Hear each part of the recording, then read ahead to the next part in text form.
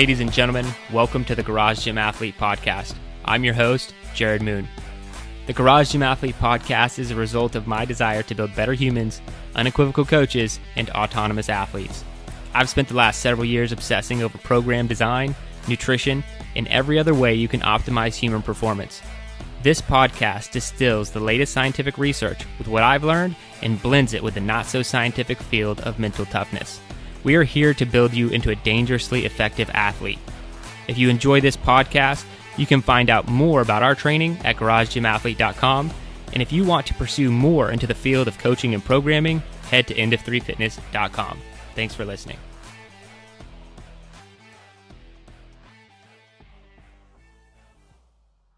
All right, ladies and gentlemen, welcome to the Garage Gym Athlete Podcast. Jerred Moon here with Joe Courtney Kostrom, Ashley Hicks. How's it going? Merry Christmas. This is the Christmas episode. So if you're not watching on YouTube, we're all festively dressed right now. Me, probably the most. 3.5. Okay. 3.5. Okay. You don't get it. Yeah. This is like the person in the group project that just kind of showed up to hold the papers at the end. This is the guy who did nothing for the group project. Oh, hey, I brought the highlighters. Some people only ever listen, but I did actually dress up. You know, I have a Santa Claus hat on. And wasn't it your idea? Well, let's do a vote. Who wins? Hold on. You can't vote for yourself. So we'll do a vote. Joe, who do you vote for? I'm going to vote Kyle because he is soldiering on through the sweater. Because it is hot. And I mean, I have sweaters as well, but I went with a t-shirt because it is hot, even though that's his only sweater. But he's also been killing it with the Christmas mugs because he has another one behind him. My sweater lights up as well. Okay, and it lights up. So, okay. Ashley, who do you vote for? I vote for Kyle too. I like the rack that is also Christmas lights. And then, of course, you got Elf on the shelf. Dude, she likes your rack. Okay. Anyways. So I'll vote for Kyle too. So we'll just go unanimous. Kyle is the most festively dressed. Does he get a white elephant gift? How do we do this? You know, this is all coming I'll take on a Rogue so gift card. In the amount of shipping costs. All right. Well, let's get some updates. Kyle, I think that you have the most important updates, and you also won. This will be your prize. There you go. Figured it out. Oh, man, I get to go first. You get to go first. This is your prize for dressing the best. All right. So biggest update is I got to meet Marco in person over the weekend. He and his wife came up to Chattanooga to do a little vacation, and because Chattanooga is a fantastic vacation destination. If anyone's wondering, you should come. But got to meet Marco. That's really cool because, you know we all seem really friendly and like we're best friends and stuff on the podcast, and people are probably jealous of. But we all hate each other. How and awesome there's a lot going on behind the scenes. But this is an online business. We don't get to actually see each other that much. And so this was the first time I've ever met Marco. And now the only one on the team that I have not met in person is VD. And so Samesies. Almost there. Jerred and I still haven't met Marco. Marco is the only one I haven't met in person. I'm sure it'll happen at some point. Yep. So that was fun. And then apparently on the podcast last week before it got edited and somehow it got out there that we were talking after the podcast was technically over, and Hannah had actually brought me lunch during the podcast, and it was sitting here next to me. And so if you watch the YouTube video, you can see me like looking off to the side and mumbling something. I was talking to Hannah. She brought me lunch and during the podcast, and somebody asked in the Facebook group what my lunch was that I got brought. And so it was the same lunch that I eat every day. It was scrambled eggs with chicken and salsa. And she makes the best scrambled eggs of all time. So I usually have to make it myself. So my lunch last week during the podcast was better than usual. So there you go. You know who you are, the one that asked about it. Now you have your answer. And I'm not going to tell you until you listen to this podcast next week. So you can hang on to it. All right. Thanks, Kyle. Yeah. All right. You did awesome. Yeah. Joe. Hi. So this week is deload week upon recording, and I am taking an extra deload week because I just really want my back to get fully back to 100%. So I'm not even touching a barbell this week. I'm just going to the parts of the gym that has the dumbbells, doing some banded stuff. And then I've also realized, so this is kind of a flashback to the mobility episode we had, the mobility tips. So my low back's been the problem, been the one's in pain, but I think I've realized that it's actually my quads and my hip flexors that are super tight, and that's been causing it. So I think it's causing my hips to tilt forward, which is due to the tightness in the front. So every night this week while watching TV or whatever, I'm making sure to do a couch stretch because, well, it's called a couch stretch and I'm on the couch anyway while watching TV to do that so that I can really loosen that up and staying away from any kind of weighted squat. Like even a light goblet squat is about as much as I'll do this week. And although I really wanted to retest my back squat max next week, because after my 3 and 5 rep maxes were so good, I was thinking I'd go for another PR, but I'm going to dial it back and not do that this fit week because it's about the long game, not the short. So that's what's happening right now. So extra deload for me and still getting some good running in with the new soon to be new zone 2 metrics standards trial. No. What? No. There you go. I don't know what you're talking about. I'm going for yogs. Just going for some yogs now. Well, I guess the webinar will be, I'm covering that in the webinar. We haven't actually had the webinar as of this recording, but everyone will know about it this launch. The webinar would have been out for a couple of days. So cool. Yeah. I didn't break anything. You're fine. Didn't break the fourth wall. You didn't pull a Kyle. No Kyle. See, I thought that was going to get taken away from me in this moment. And now, never mind. That's still mine. In my last update, I'm going to actually start with a question for you guys, and everybody at home can answer in their head too. So, true or false? It's an easy question. True or false? Are there spin bikes with heart rate monitors in the seat? I'll go with true. I feel like that's too crazy of a question for you to That should ask be like for it to not be true. Crotch rate monitor. What? Crotch rate monitor. That's it. I mean, your heart's still there. So I'm pretty sure it's false. I don't know for completely sure. I tried to Google to find it. But the other day, so it's... You don't even know the Googling answer. crotch rate monitors in bikes? No, not crotch rate. Okay, well, that's a little much. But, I mean, you can go right ahead and Google that, and you can see what happens. I just... Don't do it. Yeah. I'm going to go right now. Right. I'm gonna let somebody else do that, and then you just tell me tell me how it goes. But so I was share my screen at the end of the deload week workouts. There's usually 15-20 minutes of zone 2. So I was at the base gym, and after I did the lifting parts, I got on the bike there. And as I was going, I noticed the heart rate monitor was populating, but like my hands were on the handlebars. Usually that's how it reads it. I was like, okay, they're just reading it from there, and it's pretty accurate for my watch. Okay, cool. Well, I sat up and I was playing with my phone to switch something over, send a list message, whatever, for about a minute. And usually it disappears after like 5 seconds. But I noticed the heart rate was still there and it was really accurate. And I was like, what is this wizardry? How is this populating my heart rate monitor? And I was like, wait a minute, is this in the seat? Is there heart rate monitors in the seat now? Mine was blown. I was telling Liz, it's like, do you know that there's heart rate monitors in the seats now? It took me like 5 minutes to realize it was actually auto syncing to my chest strap. I was about to say, I bet something was broadcasting your heart rate, and it was either, yep. I just like to think that there was one in the seat. Figured it out. Really crazy and cool. So I thought you hadn't figured it out, and I was about to tell you what it was. So to blow my mind live. Damn. Yeah, I eventually caught up. I wasn't smart enough at the time, but you have since gained intelligence since then. Awesome. Yes, I evolved a little bit. Well, that's a good question. I think it exists though. I'm gonna go with it. Yeah, crotch rate, taint rate, whatever monitors. We're not measuring a crotch rate. The Google results. Just so we're. Yeah, there's a heart. Yeah, it's a heart crotch monitor. Yeah. Wait. Yeah. Okay. Crotch heart monitor. I think it would have to be a crotch heart monitor. Y'all are I think that's what it would have to be. It's thinking up names for Trampus. Oh my gosh, she's gonna have kind of the in between area. We're not gonna call Trampus a crotch heart monitor. No, I meant for a shirt, you goof. No, that does not go on a shirt. Maybe some shorts. So, are you still got more? Are you? No, I'll go. Okay. I'm going to Ashley because Yeah. I don't want to Me neither. follow Me neither. that. the crotch rate was a little much. I don't want to follow that, but it's kind of my fault. My banner's up. I got my banner like a week and a half ago, but I finally put it up. It was great. I love it. Anyways, it's cool. So we got a banner. We have a Texas Tech flag in our garage. So our garage is full up now.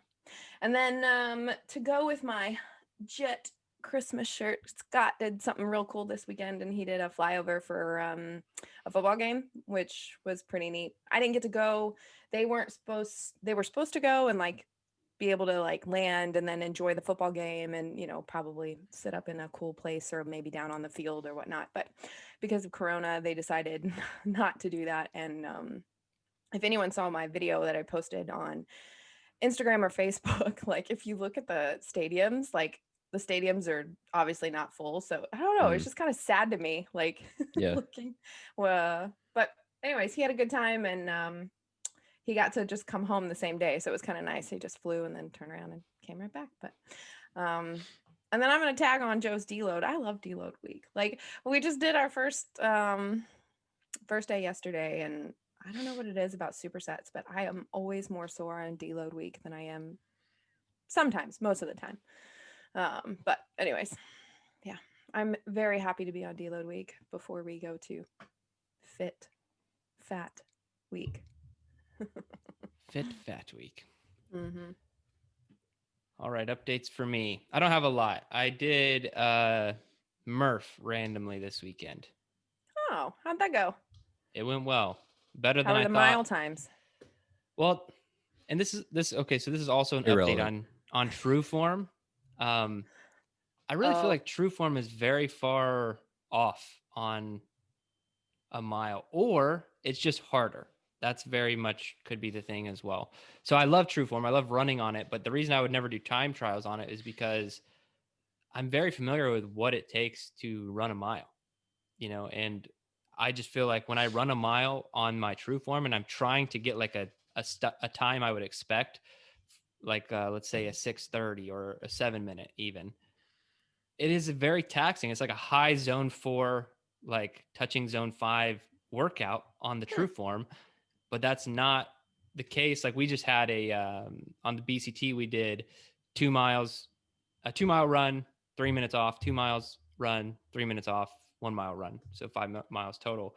And during the first 2 miles, I kept like a sub 7 minute pace. And that was me like trying to force my body to get my heart rate into zone 4. I had to run that fast to get to zone 4 because that was the stipulation. And so I just know that, okay, a few days ago, I do that run. It's so hard for me to get into zone 4. I'm having to run like 6:30 mile pace for 2 miles before it finally gets there and then holds. And then I can back off to like a 7 or 7:20. But then I run a 1 mile on my True Form and it's like really hard. So that's one thing I've noticed. I'm not saying the distance is wrong. Like I don't think I'm necessarily running longer. I just think it's probably actually a little bit more challenging for the body to run on a True Form runner than not. So update both there. But other than that, I did not wear a vest. So I thought I was doing awesome because I was comparing all of my calisthenics. I did the 5, 10, 15. I was comparing all my calisthenics splits to the benchmarks in my brain for wearing a vest. And I was like, I'm crushing it. This is great. Like I have not lost any Murph capacity. And then I finished and I was like, oh, you've actually done this unvested 9 minutes faster. So yeah, that it went well, but it wasn't actually that good. I should have tried harder. Jerred. Guess you got to do another year of it. Well, the thing I was happy about is I did not get fatigued on push-ups or pull-ups. I didn't get to a point where like I couldn't do a set of 5 or a set of 10, which I thought would be the case. I thought I would have lost those completely. Squats were as expected, not a challenge. I just actually wasn't trying to go as fast as I could. And that was the problem. That's why I mean I could try harder. If I would have just tried to knock things out faster, I would have gone faster, and I think I could. But it was still a pretty good time, and I was happy with it, and it felt good, and I'm not sore. So all good things, as Olaf would say. Oh gosh. There we go. All right, let's get into the study. All right, so the study this week was done in 2020, and it's about glycogen. The actual name of the study: subcellular localization and fiber type dependent utilization of muscle glycogen during heavy resistance exercise in elite power and Olympic weightlifters. So they had 10 competitive male powerlifters and Olympic weightlifters that were in the study. And the coolest thing to me, probably about the whole study, was the programming for this. The programming was actually really cool, and the level of like how trained these guys were. Mm-hmm. These were not like, these dudes were strong. I don't know if you saw their like average deadlift. It was like 240 kilograms or something like that. I'm like, how do you find these people? And so really awesome. I'm really happy with the actual programming too. So I got into that a little bit. They did back squats done in accordance with International Powerlifting Federation standards. I thought that was cool. Deficit deadlifts from a 10-centimeter platform and dumbbell split squats with rear foot elevated on a standard bench. The exercise bout was designed to last around 70 to 90 minutes in total, and working sets were performed in rep ranges spanning from 5 to 12 repetitions per set, with loading ranging from 60 to 75% of self-reported 1 rep max. So really cool. The reason it was done, the researchers hypothesized that high volume resistance exercise would lead to different patterns of localized glycogen depletion in specific storage depots and fiber types. And that's pretty much what they found. They basically found if you exercise, do the strength training, it's going to take a significant hit to your glycogen stores, but even more so for type 2 muscle fibers. And if you are unaware of what glycogen is, it is just how we store carbohydrates in the muscle. And so that's what your body would utilize most easily for immediate energy. And we talk a lot about different energy systems and stuff. So that's another reason why this one was cool. So let's talk about why this matters and what you guys kind of took away from it. But I think I kind of highlighted the majority of it. So what'd you guys think?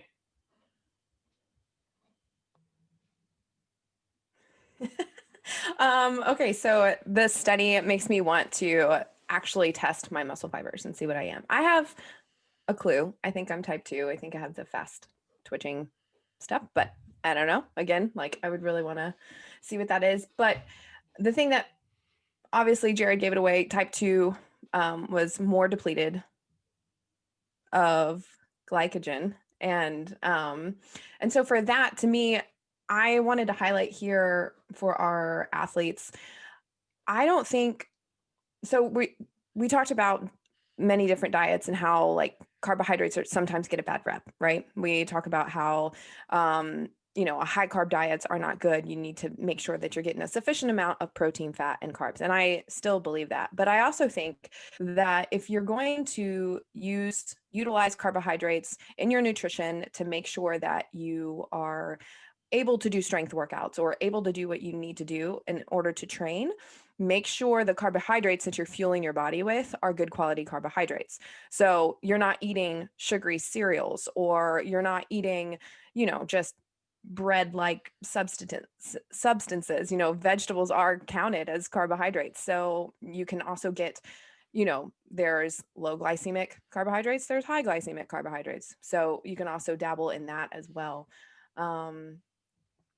I loved that they did do 10 elite guys. I wish they would have done females. I know sometimes that goes away just for different reasons, but I also think that females could have a higher depletion of carbohydrates as well, just because I feel like females need a little more carbs than men do. That's just from a little bit of research that I've done, but yeah, that's what I took away from that. If you're going to utilize carbs, make sure that you're using good quality carbs.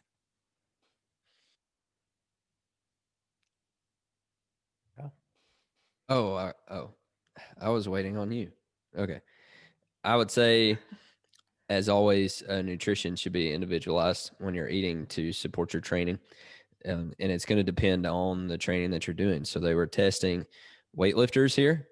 And so if strength training is not what you're focusing on, then results are going to be different. Like if they did this study with people who are not who were endurance training instead of resistance training, I think the outcome would have been different, because you use different muscle fibers, and your body uses glycogen differently depending on the training that you're doing. And so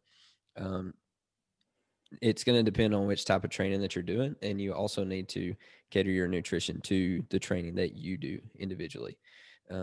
So I would just say, when it comes, especially, there's a lot of talk around carbs these days. They even mentioned that in the study. There's a lot of talk about carbs these days, and kind of turning carbs into the enemy and things like that. And Ashley kind of covered it as well. Carbs are not necessarily the enemy. It's just, what type of carb are you eating? What type of carb are you fueling up with? And so I would say experiment with that depending on which training you're doing, and find out what level of carbs works for you and what kind of carbs work for you, and just implement it that way. I would also say, shameless plug, take our fuels course when we open it up, because we help you figure all this stuff out. Exactly how you need to fuel for what you're doing, and the training session that you're about to put in. So we help you dial all that kind of stuff in. But I think I say that because we want to help you do that. We want to help you do exactly what I'm talking about. We want to help you dial this kind of stuff in for your training so that you can get it right. And so that's what I would took away. So the one thing that I was kind of think I took away from this, it was kind of hard. This one was a little bit hard for me to digest, but was just thinking that you still need carbs for the strength days. You know, a lot of times people want to load up on carbs on the endurance and conditioning days, but your strength days where you're lifting weights, you might not feel like you're getting as tired. Your heart rate's not getting up. But I think this just shows that carbs should still be had on those days. And if you just keep a consistent consistency with your carbs, now, unless you have some like really intense training or something else going on, then you still need to have those on those days. And another thing I thought of was, if you're doing a higher volume cycle, whether it's like, like shred for us, there's a lot of volume.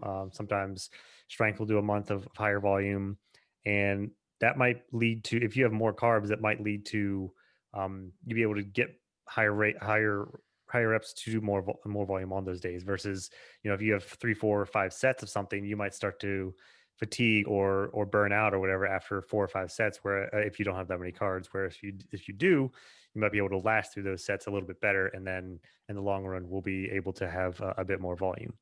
So those are the two things that kind of jumped out to me, or that I thought of while reading this one. Awesome. Yeah, so glycogen, I have a lot to say about, glycogen in general. Kyle and Ashley mentioned carbohydrates are not the enemy, and I agree with that. I think it's funny that all these things have been vilified over the years of like one particular macronutrient.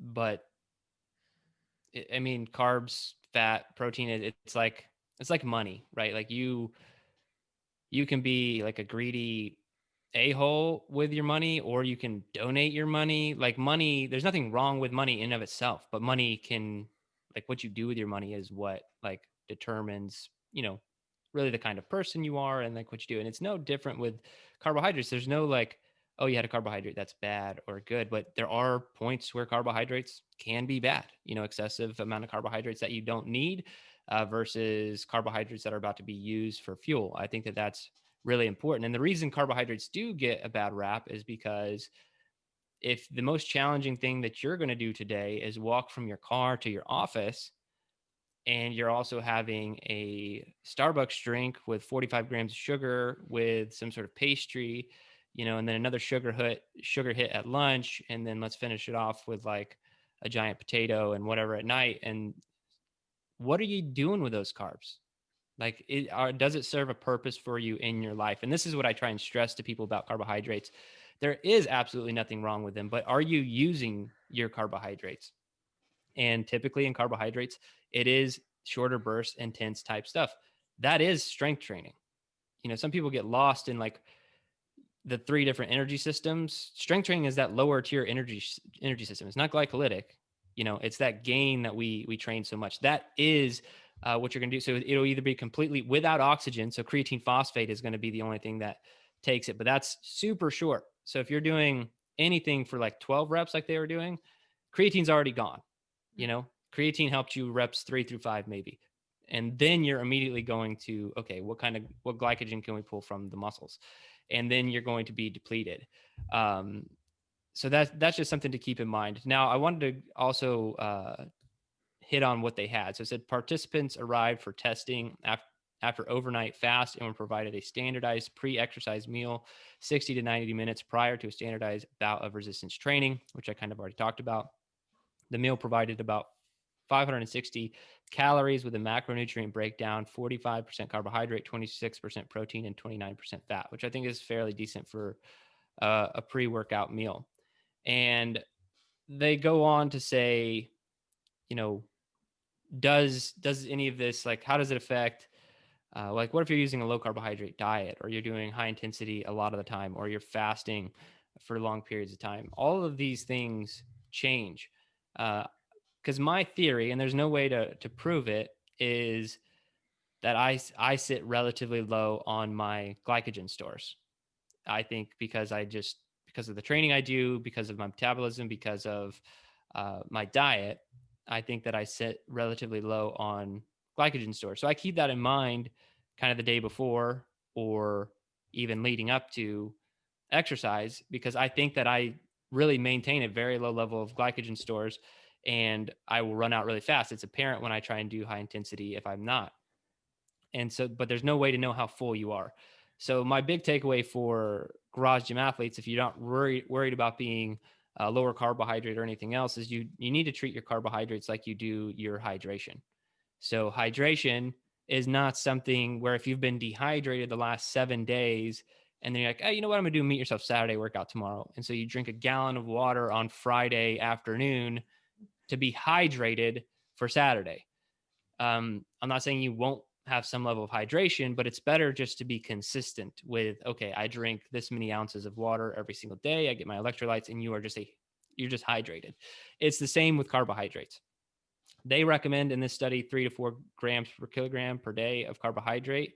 And that's probably fine. Do you really have to dive into what you're doing, how are you going to use them, all those things that I talked about, because I am relatively low carbohydrate, but I'm not a low carb fascist, like some of these other low carb people are, where it's like, I've just found that works for me really well. It has nothing to do with me thinking it's the best thing on the planet for a human being.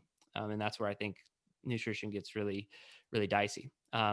But just treat your carbs like water. If you're eating enough carbohydrates every day, that's why you can go into training sessions with no food and still perform pretty well. It's because you have those glycogen stores that will support you for a while, but then they won't. And then you have to go to fat, and there's just like fuel, like Kyle said, you should probably just take our fuels course, whatever. There's put a lot of work into it. We teach you a lot of stuff.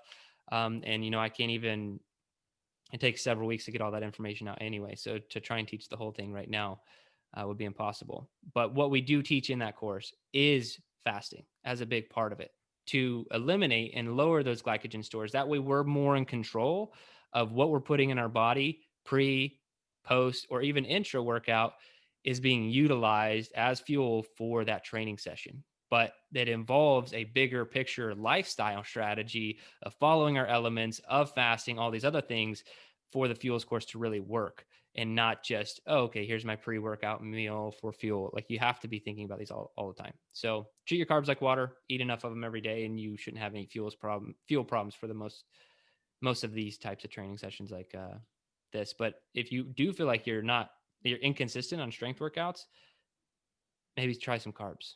Just see how that goes. That's all I got. That was good. Yeah. And Joe, you're the topic guy. So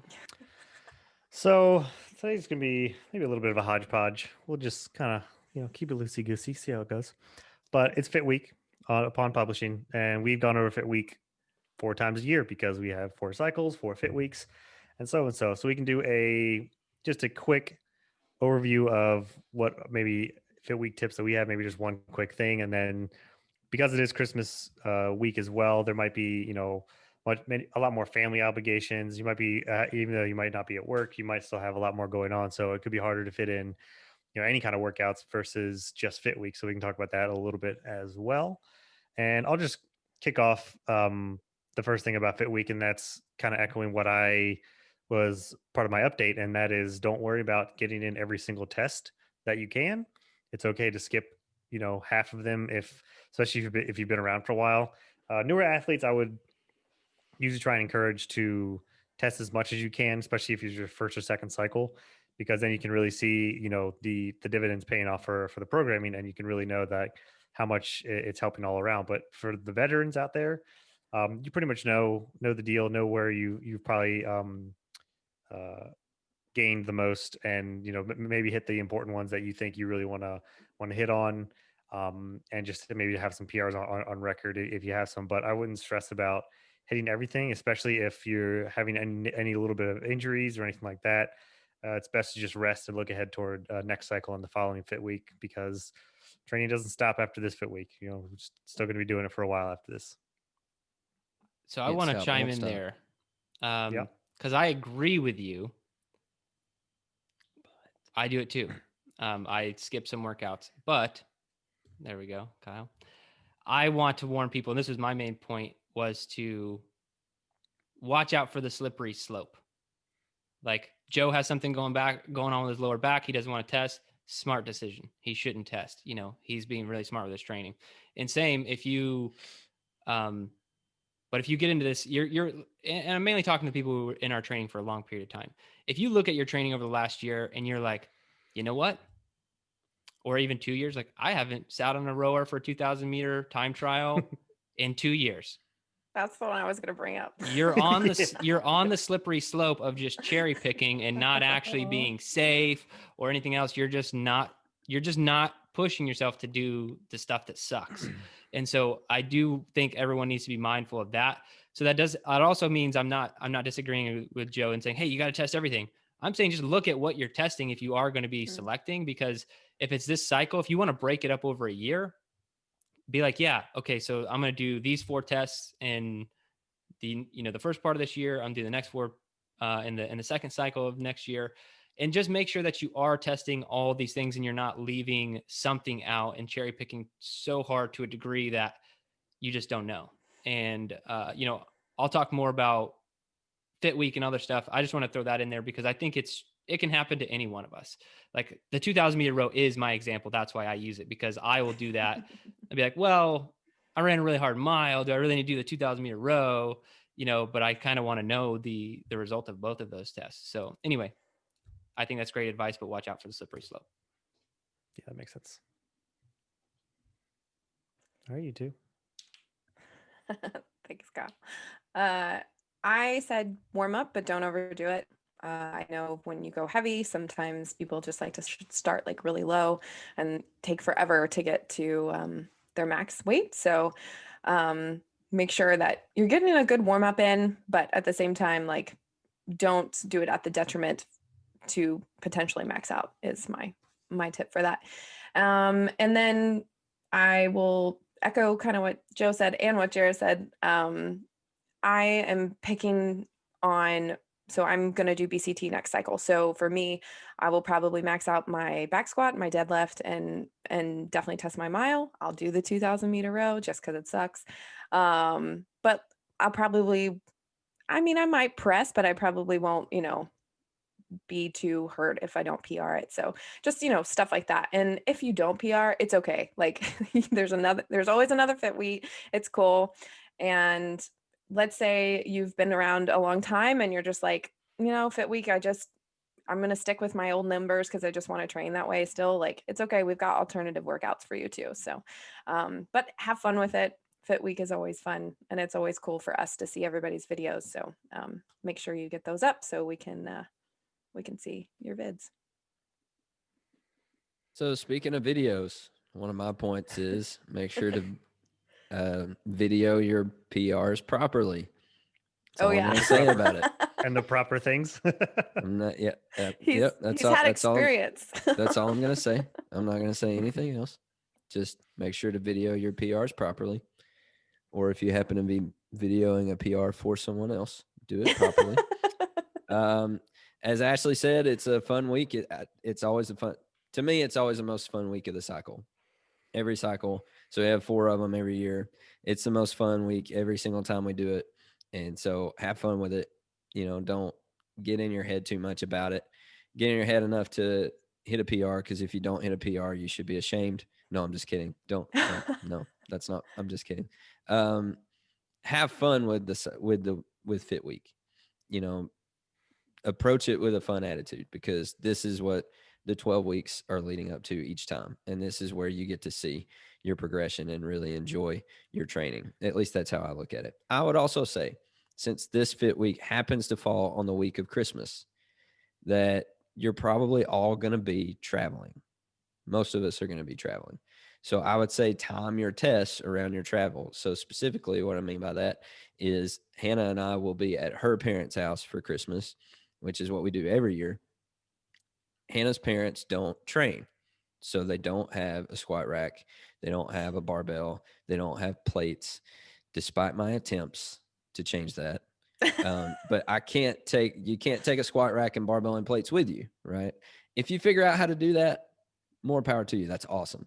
But I'm not going to be able to test those barbell lifts while we're gone for Christmas time. So plan the barbell lifts, or plan the other test that you're going to do, plan it around your travel. If you're going to be away from your gym, then make sure to save the test that you can do without a gym for when you're away from your gym. So like I'll be testing the run tests. I'll be doing those kinds of things that I don't need gear for. I'll be doing those while we're out of town.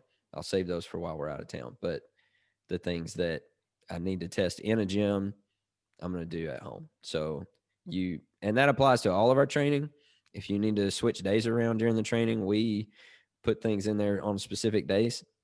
If you need to switch your days around during the week, no matter what, you can switch them around. That's if you have to fit them to your schedule. But I would say, don't let the holidays be an excuse to just not do anything for Fit Week. Like schedule a test around your travel so that you can actually get them done. Make sure you get your plate jump in before you leave. Right. I mean, it doesn't have to be a plate as long as you can measure the height. I'm gonna plate jump onto a chair. Just go get plates from the kitchen, and plate jump on those plates. Yeah, I'm sure cinder blocks won't tear up your shins if you miss. Oh, No chance. Yeah. I want to talk about Fit Week in bigger concept, unless you wanted to segue out of it. Okay.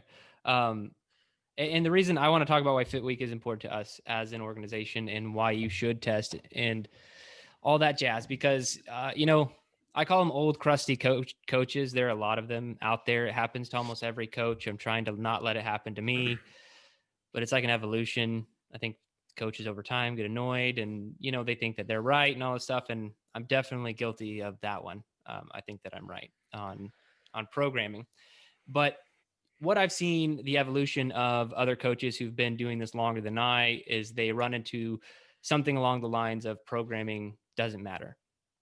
And then I kind of look at the coach when they say something like that. The only coaches I've seen who say that train really high level athletes in which they have multiple hours of training to work with that athlete per day and multiple days per week. So that's why they come to this conclusion that somehow programming doesn't matter, because they've seen a lot of success with their athletes. But in my opinion, you can miss a lot of shots if you're going to take a lot of shots. So if I'm going to sit down at a basketball goal and I need to make 5, but I take 100 shots, I got my 5, right? But I took 100 total. And that's not what we're doing. We don't have that time to work with the athletes. We run really mandatory. We want people to train 4 days per week. So what we're trying to put together, and our training sessions are never longer than an hour, the most efficient training possible to still get you a result. So we're saying 4 50 minutes training sessions per week can affect all these other areas of training. So you're still getting faster in your mile. You're still getting better back squat. You're getting better in all these different areas. And I don't really know anybody else who's specifically doing that, but that's why we have the standards, because I could just give you busy work from a programming standpoint to do. And you could sweat and your heart could beat a little bit faster. And you could say, you know what? Great. I got a good workout. And that's the other crusty coach that I see, is that they're like, look, all you need to do is like some low intensity aerobic work and some weightlifting. You don't need anything else. That completely leaves out the people who want something else. I don't ever want my fitness to get to that point, because if all I'm doing is walking for exercise and, some bicep curls, I'm just going to be so bored. I don't need high intensity, but I need variety and I need some adventure, and I want to test my fitness for as long as I'm able to, whether that is just, doesn't have to be like a Spartan race, but just going on hikes and going on longer rides and being able to do things without injury, and having an extreme capability as a human being, not a baseline capability where you feel uncomfortable in athletic situations and you're not sure what your body can really handle. And so I really feel like that's what we're doing. And I don't think anyone else is doing it. There are a lot of programming sites out there that they'll get you the sweat and they'll get you the elevated heart rate. And that's doing something for you. That's great. But it's not what we're doing. We have a standard. I don't know many other people out there who have standards for their athletes or other companies. And I don't want to turn into one of the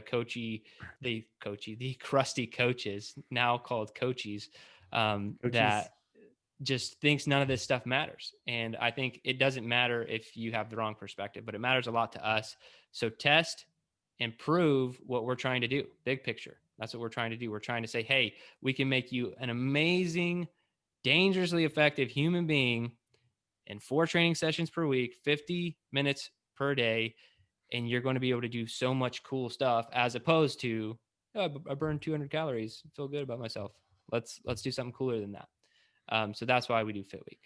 And I think it's awesome. Yeah, actually, I just thought of a point a little earlier, and it goes along with what you're saying for planning for the programming and aiming towards something. If you don't want to test everything every Fit Week, and you want to plan out your year, I mean, we're going to be starting the year now. Plan out your next cycle. So 12 weeks from now, you're going to be testing again. Pick, a couple of strength, a couple of explosive things, a couple of the conditioning things. Get a variety of fit test markers and say now what you're going to do in 12 weeks. And then while you're doing the 12-week cycle, think of write your benchmark, write the couple of things that you're going to do that really focus on, and just think about those when you're going through some of the workouts, especially, we had a few studies on here about dialing things in mentally. Well, if you just pick out a couple of benchmarks that you want to do now for next Fit Week instead of every single thing, then you can think about that throughout the cycle and then really hit it on the next Fit Week. And then you can, from there, switch it up to other benchmarks. So if you don't really want to hit every single one and you're going to be here for a while, we had a lot of people sign up for the year membership over Better Human Friday.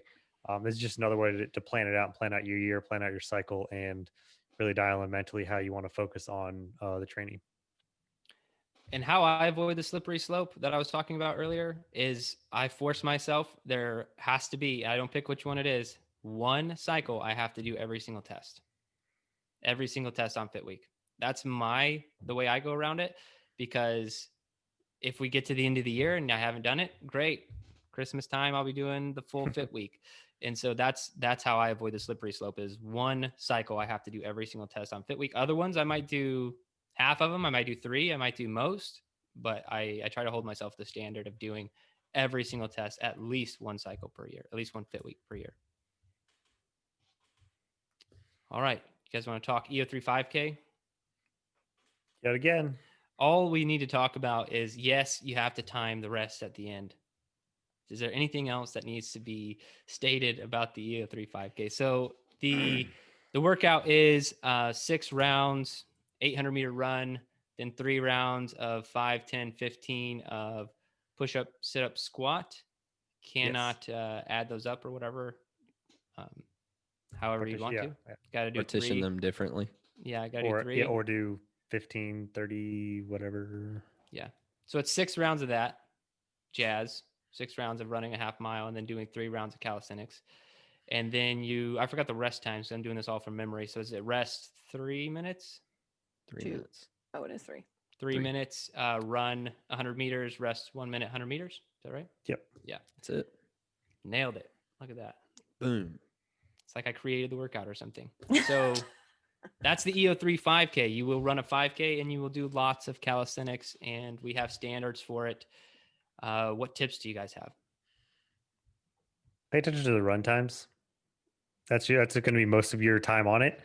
And while I don't say don't pace it, but don't gas yourself on the first 2 or 3 runs, because the first 3 runs you can run at really fast, but then after you hit that halfway mark, your runs are going to be dragging. They're going to be hard. The calisthenics are pretty easy. You can only do those so fast because those are going to be as fast as possible, but you need to pick a 90-95% intensity of a rate on your runs and then be able to keep that for the 6. So the first 3 might be okay. Then after that, you're just going to be focusing on keeping what you already ran, and that'll help your time a lot.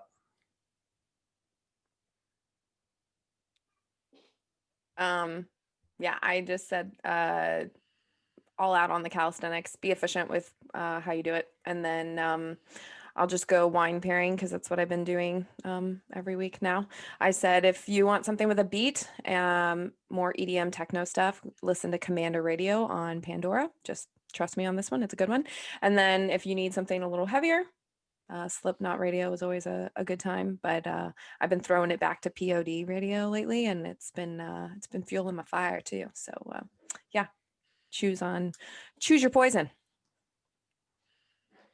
I just said a real fast calisthenics and a real fast run equals a real fast finish. So I love that I don't have to give my own advice anymore. there you go. There you go. Yeah, if you're gonna try to pace it out, we put a 60-minute time cap on it, but just remember there's 4 minutes of rest built in that count towards your time. So really, you're not working with 60 minutes; you're working with 56 minutes to get the work done, or less, obviously. Or less. But I'm just saying, if you're going to try to divide it up and try to set a pace for yourself of, I need to get this each round finished in this amount of time, so I've got time for the rest and I've got time for the sprints, just keep in mind you got 4 minutes of rest that count towards your time, so you're actually working with 56 minutes to divide all the work up. That's what I would say. I'm going to go hard on this one. I normally just do the EO3 5K. It's not like I'm not trying to do any break any records most of the time, but we've been running so much, and I have expectations of paces I can hold for repeated 400s and repeated 800s. And so I kind of want to set a slightly unrealistic 800 meter pace time and see how many I can hold with the calisthenics, and see what happens, see if the wheels fall off. So that's my plan for my next EO3 5K, which I haven't done in a while, but I don't know. I'm in the mood for it. Been running a lot. Let's see what happens. So if anybody wants to do it too, then do that. Are you challenging VD, but not Probably challenging good. VD? Okay, I was gonna throw out a challenge, but I don't think VD counts as rest times. But Oh, woo. Okay. Yeah. All right. There we go. All right. So just to be clear on the rest times, if you did none of the work, you'd still have 4 minutes. Right. Nobody finishes this workout in less than 4 minutes. Yeah, not possible. 4 minutes is the minimum time. Okay, so that's it. Really, happy holidays to everybody, and I hope you guys have a good one. And yeah, Kyle won the company dress up today, so good work, Kyle. And as far as the community and Garage Gym Athlete and training, we're right around the corner for a new year. So if you do want to hop on, now is the time. This is when we're starting off a new cycle. Yes, we start multiple cycles per year, but come on, you're excited. It's January. It's a new you. This is the time to do it. So I am saying that a little tongue in cheek because you could start at any time, But if you want to start fresh with a new cycle, then do it, because we have them right around the corner starting. So GarageGymAthlete.com, sign up for that 14-day free trial, and you will be good to go. All right, guys, that's it. Thanks for listening to the Garage Gym Athlete podcast. If you want to learn more, go to GarageGymAthlete.com. You can learn about our training. Let us send you a copy of our book, The Garage Gym Athlete, or you can even get featured on the Garage Gym Athlete podcast. Thanks for listening.